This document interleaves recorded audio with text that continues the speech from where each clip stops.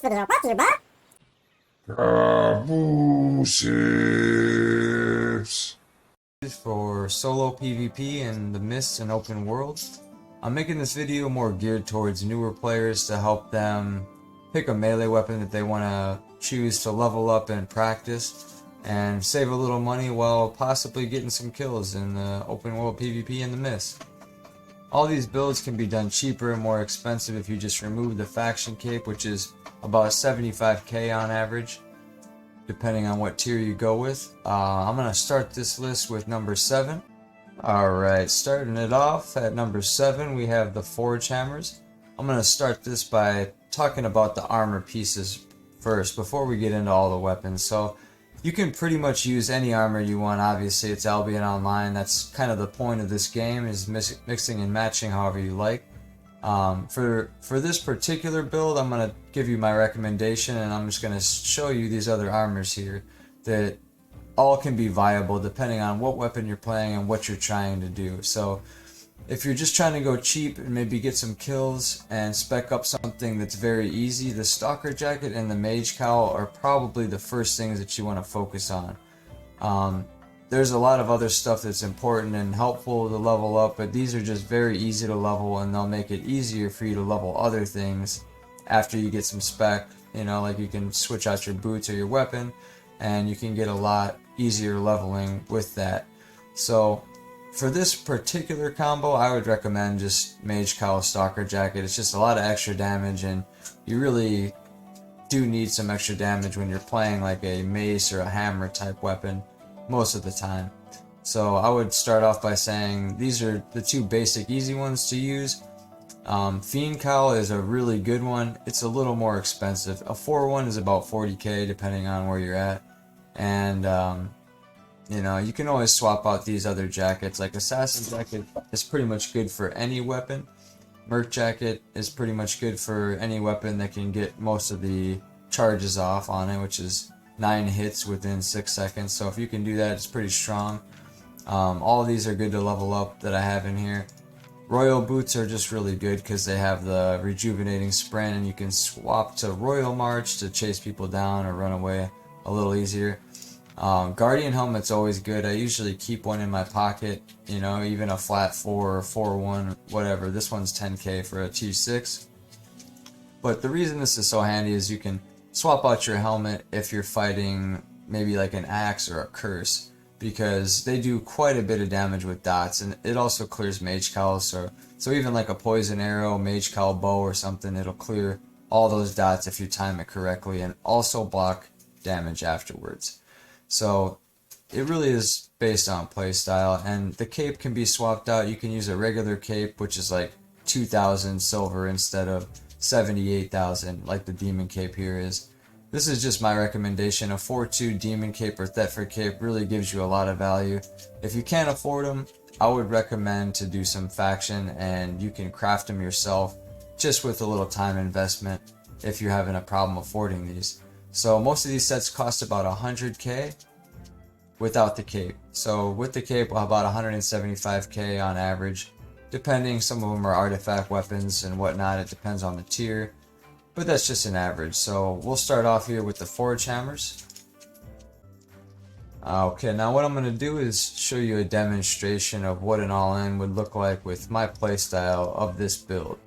So what you want to do pretty much is be on foot, dismounted. If you maybe see or heard somebody, or you have an idea somebody's there, you pop the boots, run in. As soon as you see them, you want to pop the Mage Cowl, dash in on them with the E, and pop your Stalker Jacket. You auto attack them, it pops the Demon Cape, and you want to keep knocking them up. They'll be slowed and knocked up within all your damage, and this will usually finish off somebody, or at least get them running so that you can chase them down and get the kill. Now the next weapon we're going to be talking about is dual swords. That's number 6. But before I talk about that, if you're enjoying this content, I'd really appreciate if you drop a like, subscribe to my channel, because I will be releasing many more videos, just tutorials, ganking, PvP, and build videos. So really appreciate the support, and we're going to talk about food and potions real quick here before I jump into the dual swords. So most of the time your best option for a potion is going to be healing potion, and T6 is pretty efficient. They kind of went up in price. They're about 7 to 9k a piece, so you can always go flat 4s, 4-1s, or whatnot. You usually want to carry at least 1 or 2 invis potions for escape or sneaking up on people. They're really handy, especially in open world mist situations. As a solo player, you can run away, you can sneak up on somebody. It's just got a lot of value to it. And then for food, the cheapest, most safe option for anybody is pretty much a pork omelet, because then you can chase down or get away a little bit easier with the cooldowns. And it also adds cast speed if you do have some kind of a cast ability. But another option, a lot of times what I'll do is I'll run like a pork omelet, for example. I'll eat it so it lasts 30 minutes, and then I'll equip a roast pork. So if I get in a fight and I'm actually taking some damage, and I think it might be a close fight, I'll eat the roast pork, and that'll give me a lot of value to trade with somebody if I'm just, going face to face with them. Now, dual swords I put at number 6, and that's because they have a lot of mobility and they have decent damage. The damage is pretty good because the auto attacks are buffed by the sword passive, giving you attack speed and move speed, so you're more mobile, you attack faster. The W, this is only a T4, it actually goes up to a couple more abilities, which is Splitting Slash and the Parry Strike Reflect. So if you want to get a higher tier one, they'll just give you a little more options. I think Splitting Slash is very strong, and the Reflect is really strong too versus certain builds. It just depends. It's good to have options, but if you're trying to go cheap, 4-1 works, and you can use Iron Will or Interrupt, and it's very strong. Because once you get stacked up, your E not only doesn't take stacks anymore since they changed it, but it actually buffs your attack speed and physical damage by 50% for 5 seconds. So if you have full stacks and you jump in on somebody, it does a bunch of damage, and then it gives you an attack speed boost, and you have the move speed boost from the sword and the attack speed. And this passive is actually a bleed if you use this one specifically. It adds quite a bit of damage if you're just auto attacking somebody at that high attack speed. For your items, you can use the Stalker Jacket if you want to. That's a good option if you're just trying to go all in. Assassin Jacket's always good if you're trying to sneak up on somebody or play safe.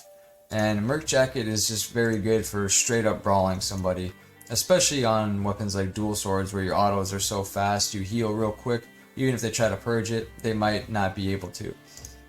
Mage Cowl is always just a safe, cheap bet.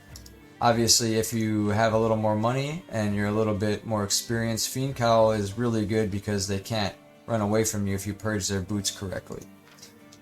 For boots, Royal Sandals are always pretty much my go-to, but Royal Boots are very good too if you want to play a little different style where you charge it up and you get more mobility over time, whereas Royals are just kind of like charge in real quick or run away, can't be purged. They all have their ups and downs. For the cape, I would definitely recommend a Thetford over a Demon Cape. You can also go Martlock or Undead Cape if you can afford it, or just no cape at all. Alright, for number 5, we have the Master Spear. And the reason that you need the Master's Spear specifically is because of the extra abilities on here. You can go 4-1 with this, it's not that big of a deal, and you can pick Forest of Spears. Cripple can be good sometimes if you can get their boots in time. And Inner Focus, in my opinion, is not that great, but I really think T6 is where it's at because you get the Deflecting Spin, which is a hard counter to a lot of builds, and you get Impaler, which is just an all-around great poke ability. It's great to chase people, to disengage from people, and it's got a low cooldown, does pretty good damage. Harpoon's also useful sometimes versus maybe like a Frost or a Warbow. You can pull them in, you can combo this with a Demon Cape if you want. It gives you really a lot of options. That's why Spears are all around a good choice, because you can really swap out your abilities and face a lot of different opponents. In my opinion, just the basic best way to play this spear is just using the first Q, because it does extra damage. It's pretty decent range, it slows them, it gives you a spear charge stack, The only thing is, you compare it to this, it gives you an attack range buff, which is very nice, but as you stack this up, you can't keep the 3 stacks as long because you'll run out of mana. It adds on mana, and that's one issue with it, and it doesn't give you the extra attack. So I think this is a lot better, especially for newer players. And then just Impaler, you got to level it up a little bit. You can't just start right off the bat with this, so that is going to take a little bit of fame farming. But once you get this, you're a very strong brawler. So with the spear, you want to definitely use a torch. There's other options, of course, but this is just really cheap and effective because the autos on a spear get buffed by the Q. So once you're at 3 stacks, you're doing about almost 90% more damage or something like that with your auto attacks. And they also have a lifesteal passive, which gives you 15% of your auto attacks back as your health. So this is really strong when you have all this attack speed. You get the damage from this, and it just all stacks up. And you can also even run roast pork, so you got a merc jacket with roast pork, you got all this attack speed, you got lifesteal, so technically your autos are lifestealing, like 24% or something like that, which is crazy. All your abilities get the lifesteal from that. You get the merc jacket. You're just really hard to kill, and you can outlast pretty much most opponents. You can chase down a lot of opponents, so that's why this is going at the number 5 spot. Alright, at number 4 we have the battle axe, and this, just like the spear, I would highly recommend to get at least flat 6 because of the abilities that you're going to gain. And you don't really need the raging blades and the internal bleeding as much. I personally normally just run adrenaline boost most of the time. You can also run battle rush depending on your playstyle, but you really need the T6 because it has rending rage. And for this reason, the spear and the axe builds are about 20k more, keep in mind. So they also require you to have it T6 and also some abilities for the spear. So you might need a little extra fame farming for these weapons if you're just trying to start right off the bat. But the battle axe is definitely worth it if you enjoy the playstyle of the battle axe. It's just extremely strong. It's got mobility. It's got AoE dots, AoE burst damage with the Q. You can double Q. So how this weapon works is basically you just need to stack up your Q. That's why you need the T6 in my opinion, or it's not really that great. Because this allows you to easily triple stack them with the Q ability. So you can run in, boom, boom, boom. They have 3 stacks. Instantly they're rooted and you can double E them, which it does ridiculous damage. I mean, if you got 3 stacks, this is doing 1400 damage with a flat 6. I have a lot of spec, but 1400 damage on such a low cooldown. I think this has like a 10 or 20 second cooldown. It's crazy cooldown, especially if you just throw one axe. It's 10 seconds. You don't get the heal and the extra damage, but it's still really good if you're just trying to bait out their abilities. And yeah, this weapon is just absurd. It does so much damage. Burst. It's got burst, bleeds, mobility, and it has sustain because the E on it, if you have 3 stacks on them, actually heals you on the second throw for 373 health. And then you also have lifesteal for the passive. This makes your autos attack faster and do more damage. So your autos are going to be faster, more damage. You're healing. And you're also gonna, most of the time I would recommend Merc Jacket or Hellion Jacket. It just makes you a lot harder to kill. You can run a lot of different hoods. Mage Cowl is always just the basic go-to. Hunter Hood's really good with this. You can even go Spectre Hood if you have more money to spend. And any cape really works. Martlock and Thetford I think are the best. And of course Royal Sandals just go so well with the adrenaline boost, and they can't be purged, so if you're playing very offensive, this has a lot of heals. You don't have to worry as much about the defenses getting lowered. And if you run a roast pork, it's just more ridiculous. It's just It's a really strong build all around, and the only downside is the mobility is not crazy on it, but if you do it correctly, Adrenaline Boost does last up to 7 seconds for 40% move speed. So that's actually very good if you know how to use it. You can even hit bunnies on the ground to get it to chase somebody down or to run away. So very strong weapon. Alright, at number 3, we're going to surprise you with the One-Handed Mace. Yes, I said One-Handed Mace, and a lot of people might not consider this that great of a solo open world PvP weapon, but I think it's actually very underrated. So I'll explain everything about this. You can use a lot of different combinations of gear with this weapon, and a lot of people play it with Threatening Smash and a Carleone Cape. You'll see that a lot, and it's strong.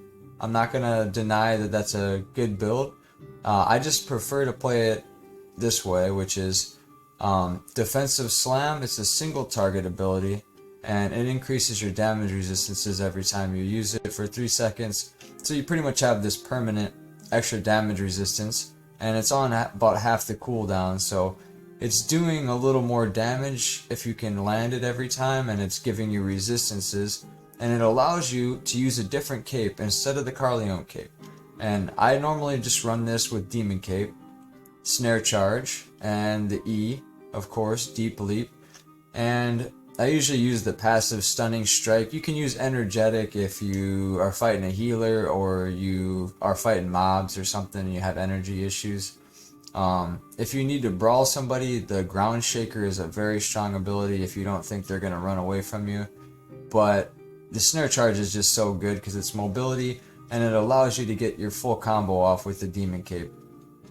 So one thing to know is Snare Charge is a root. So that's technically a soft CC, but it's on the border of a hard CC. It's in a different category though than Deep Leap is, because Deep Leap is a stun. That's a hard CC. So these are on separate diminishing return cooldowns, which is very strong. And you can combo these two together to land pretty much almost a full Stalker, Demon Cape, Mage Cowl combo, which will kill the majority of people if they're near your IP range, of course, and they're not a tank. So I can demonstrate this for you, how this works. For the food, you can run an omelet, you can run Avalonian, Pure Mist, anything you want to run. I think an omelet's just a cheap, good option to use. And you can use, I usually use hunter shoes. You can use any shoes for this, of course, but I just think the rush is really good if you're really just trying to like sneak up, run in on somebody and just lock them down and kill them. Refreshing Sprint's going to be better if you're brawling somebody, you know, or you're trying to get away from somebody because of the cooldown reduction. So for this combo, what I usually do is, you know, if I know somebody's in an area or I think they might be, I'll just run up on them and pop the boots. You run in, you hit the Snare Charge, auto attack immediately, hit your E, and the whole time you should have the Stalker Jacket and the Mage Call going. But if you pull that whole combo off, they're going to be rooted and stunned under all of your damage, and most of the time they either die or are pretty close to dying. And it's pretty hard to run away from a one-handed mace because both of your abilities, your W and your E, are not only leaps, but they're also CCs. So if you're chasing somebody, you can leap towards them and CC them, which is technically like a double mobility if you want to look at it that way. Like if they don't have anything to stop you from CCing them, then that's however long they're going to be rooted. And the great thing about this build is it's kind of a hybrid, if you want to look at it that way, because there is some CC duration on some of the pieces here. So the chest piece gives you 20% increased CC, the Lyrian Cane 24, that's with a lot of spec, cooldown reduction, and so you're looking at about 40% increased CC just with those two items. You add in this 35, so that's about 70-80% increased CC duration. You can also eat foods that give you increased CC duration, like the Ava sandwiches, and there's a T8 fish sturgeon, I think, it gives you like 10%. So you can even increase the CC through all of this stuff comboed, and it's really strong actually if you do it correctly. Healing potion's always the safest, but you know, invis to sneak up, or even a poison to do your full combo and make sure they die if you're not worried about defensives. And yeah, that's why I would place the one-handed mace at spot number 3. Alright, spot number 2, we have the bloodletter. Yeah, I know, everybody pretty much places this in the top 3, I would say. You know, bloodletter is one of the most popular used and recommended weapons. It's a very good weapon for a beginner because it has pretty much everything you want, right? It has mobility, so you can chase people down, run away. It has a lot of different options once you level it up for iframes or chasing, Shadow's Edge, Chain Slash. And it also has a dash execute. And so you can pretty much have all mobility for all of your slots here. And they also do a decent amount of damage with some utility on them. So the bloodletter is just an all-around very solid, good weapon to use, and it gets boring to play after a while, but as a new player I actually do recommend this weapon a lot. And you can combo it with pretty much anything. I like to use it with a torch because that's cheap when you're starting off. You get the attack speed, and the passive bleed does a lot more damage. And then if you're wearing leather like an assassin jacket or a merc jacket, you can do the attack speed. And the merc jacket really is just so strong, you know, starting off. You can use a lot of other stuff. Hellion jacket's very good with it. And then for the helmet, of course, mage cowl is usually one of the best. A lot of people run cleric robe, mage cowl with Thetford, so they can just burst somebody down, you know, with even like a crypt candle or something. But this is just a solid brawler style, you know, and you can get your cooldowns with refreshing sprint. You got the heal, you got the mage cowl, and it's just a lot of solid damage and survivability. So that's why I would put the bloodletter at spot number 2. Alright, coming in at number 1 is the battle bracers. And I know a lot of people pretty much put the bloodletter and the battle bracers at the top, and it's for a good reason. The battle bracers pretty much do very similar damage to the bloodletter, if not more, and don't actually require the E to have them below 40% to do a lot of damage. It does a little bit less, maybe 10 to 20% less damage, but you don't need to have them below 40%, and it has a little longer range, makes you immune to CC.